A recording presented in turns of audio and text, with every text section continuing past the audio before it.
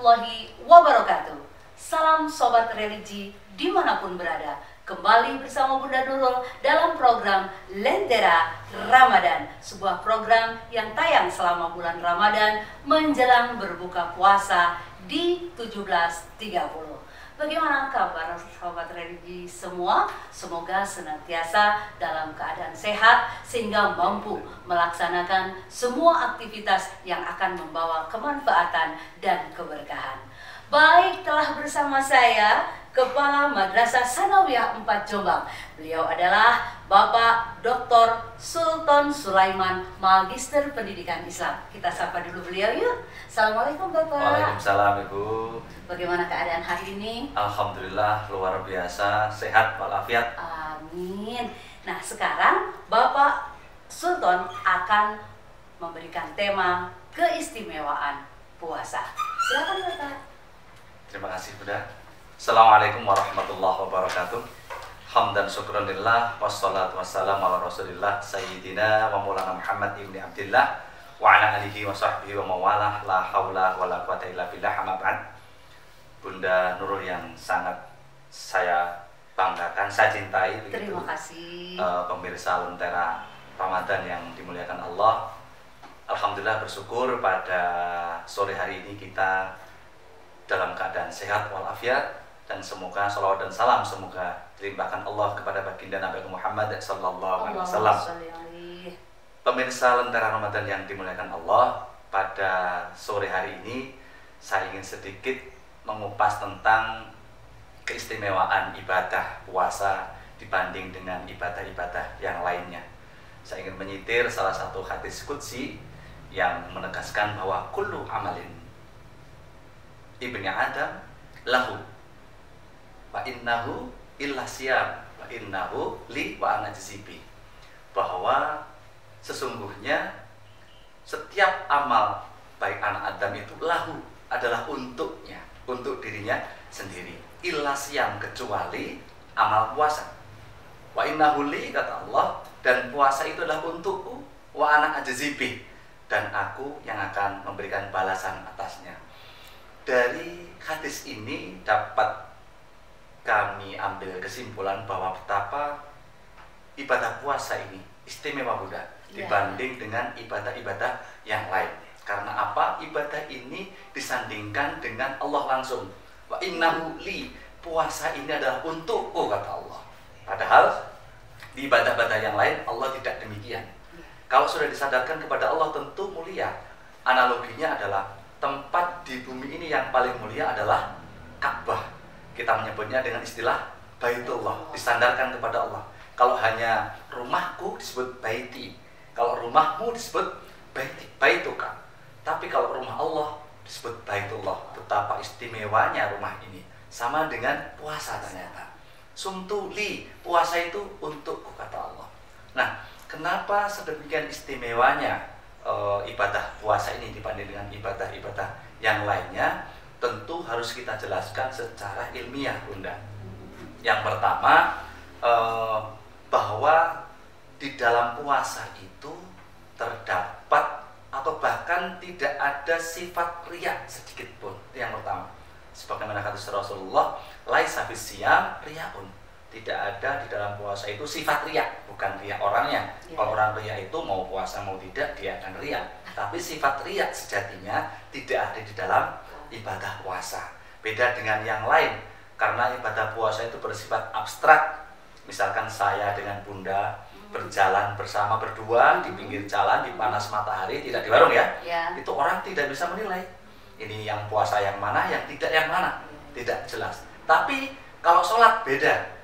Saya sholat, Bunda tidak, di masjid kelihatan, oh yang ini sholat, yang ini tidak.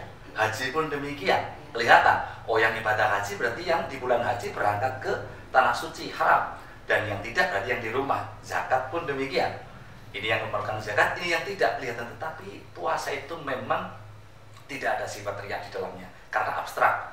Kita berjalan bersama-sama, orang tidak bisa menilai yang mana yang puasa, yang mana tidak. Inilah salah satu keistimewaan ibadah puasa. Jadi laisa fis-siyam riyaun, tidak ada di dalam puasa itu sifat riya kata Rasulullah. Ini keistimewaan yang luar biasa menurut saya dibanding ibadah-ibadah yang lain, bukan berarti ibadah yang tidak istimewa, tidak. Ya. Tetapi dalam konteks itu ibadah puasa ini tidak ada yang disombongkan dalam puasa. Kemudian keistimewaan yang kedua adalah bahwa kita sama-sama tahu puasa itu bisa melumpuhkan setan. Ya. Wah, mungkin banyak bertanya, bagaimana setan bisa dilumpuhkan? Secara teori, ketika kita menahan lapar mulai dari terbitnya fajar di waktu subuh sampai tenggelamnya matahari di waktu maghrib, kita menahan lapar, menahan dahaga, tidak memasukkan apa-apa ke dalam perut kita, maka ternyata saat itu, di jam-jam itu tadi, saat kita tidak melakukan makan dan tidak minum, saat itu juga proses metabolisme manusia itu dapat mengendalikan syahwatnya, dapat mengendalikan, bukan menghilangkan ya, mengendalikan itu, mengontrol dirinya untuk tidak melakukan perbuatan buruk, untuk tidak melakukan perbuatan buruk. Karena apa? Karena setan itu merasuk melalui sel darah manusia, dan salah satu pencegahannya adalah dengan menahan lapar, sebagaimana hadis Rasulullah, inna syaiton yajri min ibni adam majrad dam, bahwa setan itu menyusup melalui sel darah manusia, wa yudayyiquhu majriyahu bilju, bahwa persempitlah, kemudian kata Rasulullah, persempitlah jalan masuknya setan ini dengan menahan lapar. Menahan lapar bermakna puasa. Maka dalam hal ini yang dimaksud dengan melumpuhkan setan itu adalah menyempitkan jalan bagi masuknya setan ke dalam tubuh kita, sehingga kita akan selamat dari jalan-jalan yang maksiat, yang tidak diridhoi. Itu keistimewaan yang kedua. Ibadah yang lain belum tentu seperti ini. Kemudian yang ketiga, pahalanya, Bunda. Bahwa Syekh Al-Qurtubi pernah mengatakan ibadah-ibadah yang lain telah ditentukan Allah berapa pahalanya. Ada yang 10 kali lipat, ada yang 70 kali lipat, ada yang 700 kali lipat. Tetapi khusus puasa ini tidak terbatas. Syekh Qurtubi mengatakan, sumtuli, puasa itu untukku, kata Allah, wa ana ajzibih, aku sendiri yang akan membalasnya. Tidak disebutkan mau dikalikan berapa pahalanya.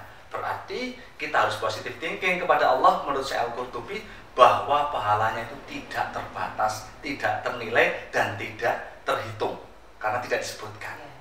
Dan keistimewaan yang keempat, barangkali yang terakhir, di dalam kitab Durratun Nasihin, Syekh Utsman Syakir menegaskan bahwa kullu amal khair, bahwa setiap amal yang baik yadkhulul jannah, balasannya adalah masuk surga, illa siyam, tetapi illa siyam, kecuali puasa. Apa balasan puasa? Tidak hanya surga. Balasan puasa adalah kita akan bertemu dengan Allah tanpa ada hijab. Kita akan berhadapan dengan Allah tanpa ada hijab, dan ini adalah level pahala tertinggi di antara pahala-pahala yang lain. Dan tentu menurut Syekh Utsman Syakir, kenikmatan ini jauh melebihi nikmat surga dengan segala isinya. Hadirin pemirsa Lentera Ramadan yang dimuliakan Allah, Bunda Nur yang sangat berbahagia, yang sangat cantik pada sore hari ini, kita bersyukur kepada Allah bahwa kita masih mendapatkan kesempatan, kesehatan untuk bisa menjalankan ibadah puasa. Semoga kita mohonkan kepada Allah, puasa kita dengan Allah, puasa yang paripurna dengan segala keistimewaan yang tadi saya sampaikan. Semoga yang sedikit ini ada manfaatnya. Kurang lebihnya kami mohon maaf. Segala kebaikan, segala kebenaran datang dari Allah. Kekhilafan dan kesalahan datangnya dari saya pribadi. Allahumma fiqh amin thoriq. Assalamualaikum warahmatullahi wabarakatuh. Waalaikumsalam warahmatullahi wabarakatuh. Masya Allah, begitu hebatnya keistimewaan dalam berpuasa. Lalu Bapak, apa sih yang harus kita persiapkan agar kita ketika berpuasa memperoleh keistimewaan tersebut? Iya, ini juga pertanyaan yang luar biasa, Bunda. Bahwa untuk meraih keistimewaan puasa, ibadah puasa, yang pertama harus puasa ini kita laksanakan dengan sungguh-sungguh. Tidak hanya berpuasa sekedar menahan lapar dan dahaga, tapi menahan semua, menahan untuk tidak berbicara yang tidak penting, menahan untuk membicarakan orang, menahan untuk hibah, termasuk menahan jari kita untuk tidak menyebar berita hoax di medsos. Karena jika kita melakukan itu, sama halnya kita tidak mendapatkan keistimewaan yang tadi. Yang kedua, kita memanfaatkan setiap waktu di dalam bulan Ramadan ini ini, dalam puasa ini, setiap waktu kita manfaatkan untuk diniatkan ibadah kepada Allah. Tidur pun kalau diniatkan untuk menghindari maksiat, maka disebut an-naumu shaimun ibadatun. Di sini tidur itu bisa bernilai ibadah ketika diniatkan menghindari maksiat. Diam diniatkan untuk menghindari berbicara yang buruk, itu juga bernilai ibadah. Segala yang kita lakukan di bulan puasa ini, jika kita niatkan betul-betul untuk menyempurnakan puasa kita, maka kita akan meraih keistimewaan-keistimewaan yang tadi saya sebutkan, Bunda. Masya Allah, terima kasih Bapak pencerahannya. Sama-sama, Semoga Bunda. kita semua mampu menjadi orang-orang yang mendapatkan Amin, keistimewaan amin. di bulan Ramadan. Baik Sobat Religi dimanapun berada, demikian pencerahan dari Bapak Dr. Sultan Sulaiman. Semoga dapat membawa kemanfaatan yang otomatis pada akhirnya akan membawa keberkahan bagi kita semua. Jangan lupa ikuti terus dalam program Lentera Ramadan. Saya Bunda Nurul pamit.